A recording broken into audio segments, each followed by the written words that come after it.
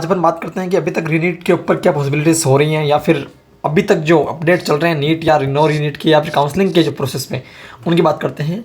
सो आज डेट है 5 जुलाई, और अभी तक जो अपडेट है काउंसलिंग पर, तो अभी तक कुछ भी अपडेट नहीं आया है। ना तो एमसीसी की जो वेबसाइट है वो अपडेट हुई है, ना अभी तक उसका कुछ नोटिफिकेशन वगैरह कुछ आया है, और ना अभी तक पीडब्ल्यूडी का नोटिफिकेशन आया है। सो यानी कि अभी तक काउंसलिंग स्टार्ट तो नहीं हुए, और ये कम से कम 15 से 20 जुलाई तक ये स्टार्ट नहीं होने वाले। अभी तक तो कम 15-20 जुलाई तक तो स्टार्ट नहीं होगी, ये बहुत टाइम देने वाला, ठीक है। क्योंकि सबसे पहले पीडब्ल्यूडी का नोटिफिकेशन आता है, उसके बाद में ये काउंसलिंग स्टार्ट होती है।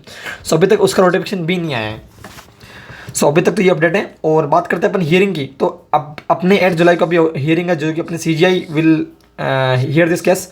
सो बात करते हैं पॉसिबिलिटीज़ की, तो पॉसिबिलिटीज़ बच्चे ये हो सकती हैं कि गाइज, पहली पॉसिबिलिटी तो ये है कि ये मोस्ट मैक्सिमम पॉसिबिलिटी है कि यहाँ पर नो रीनीट या फिर रीनीट के ऊपर कोई भी प्रोनाउंसिंग नहीं होगी। यह सिर्फ CGI 8 जुलाई को सिर्फ इस केस को देखेंगे कि CBI और पुलिस और NTA अपना क्या जवाब दे रही है इसके ऊपर, NTA अपना जवाब क्या दे रही है इस केस के ऊपर, कि क्या सच में पेपर लीक हुआ था। जैसे कि अपन जानते हैं कि पेपर लीक तो हुआ है, पटना में हुआ है, और इसका झारखंड में भी कनेक्शन दिखा गया है। इसके अलावा गुजरात के और महाराष्ट्र में भी इसके केसेस हैं।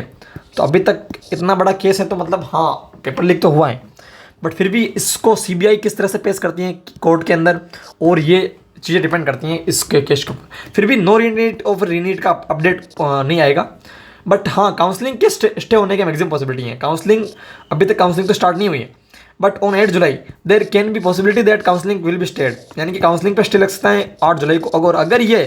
अगर काउंसलिंग पे स्टे लगता है, देयर इज पॉसिबिलिटी की रीनीट होने जा रही है। क्योंकि अगर CGI को लगता है कि हाँ अगर काउंसलिंग स्टार्ट होने से ये केस बढ़ा है, तो वो सबसे पहले काउंसलिंग को स्टे लगाएंगे ताकि काउंसलिंग नहीं हो, उसके बाद में इस केस को देखेंगे वो। तो मैक्सिमम पॉसिबिलिटी ये है कि या तो काउंसलिंग पे बड़ा अपडेट आएगा। बात करें यहाँ पर रिवैल्यूएशन की, बहुत सारे बच्चे बात करें कि रिवैल्यूएशन होगा ही नहीं होगा। तो रिवैल्यूएशन की बात करें तो there is no scope of revaluation, because ये सभी OMR सीट जो होती है ना, ये इनको कोई सिंगल पर्सन चेक नहीं करता है अपने हाथों से, ये सभी कंप्यूटर चेक होती हैं। तो सॉफ्टवेयर में कोई प्रॉब्लम नहीं हो सकती है। ये मैक्सिमम केस हो सकता है कि चीटिंग हो सकती है, बट ऐसा नहीं हो सकता है कि कंप्यूटर ने चेक किए हैं और कंप्यूटर ने उसको सही से मार्क्स ही नहीं दिए। इस वजह से चीटिंग का केस हो सकता है, जिसमें कि या तो पेपर लीक, इनसे रीनीट हो सकती हैं। इसके तो कोई मुझे चांस नहीं दिख रहे हैं, क्योंकि ये तो कंप्यूटर चेक होता है, इसमें कोई चांस ही नहीं है। बात करें अपन, if there is no stay on counselling on 8 July, then there will be high possibility of that re-NEET is happening. यानी कि अगर काउंसलिंग पे स्टे होता है, तो अभी बोल रहा था कि मैं अगर काउंसलिंग पे स्टे लगता है तो मतलब हाई चांसेस है कि रीनीट होगी, और अगर काउंसलिंग पे स्टे लगता है तो समझ जाना है कि ये पॉसिबिलिटी ऑफ रीनीट अभी कम होती जा रही है। मेन काउंसलिंग पर स्टे लगना ही है 8 जुलाई की हियरिंग में। इंपॉर्टेंट बात, अगर ये स्टे होता है काउंसलिंग पर तो पॉसिबिलिटी है कि रीनीट होगी। और इसके अलावा ये सभी डिपेंड करता है कि इन्वेस्टिगेशन जो की है पुलिस ने और CBI ने, ये इन्वेस्टिगेशन ही इम्पेक्ट करेगी पूरी चीज़ को। वहाँ पर CBI और पुलिस क्या बोलती हैं कि हमने सभी चीटर्स को पकड़ लिया है या अपन नहीं पकड़ पाएंगे, मास लेवल का पेपर लीक है या नहीं, ये सभी काउंसलिंग को इम्पेक्ट करेगी और इस केस को स्ट्रॉन्ग करेगी। अगर रीनीट होती हैं तो ये सब डिपेंड करता है इनकी इन्वेस्टिगेशन की हियरिंग पर, ये क्या बोलती है पुलिस, वो डिपेंड करता है।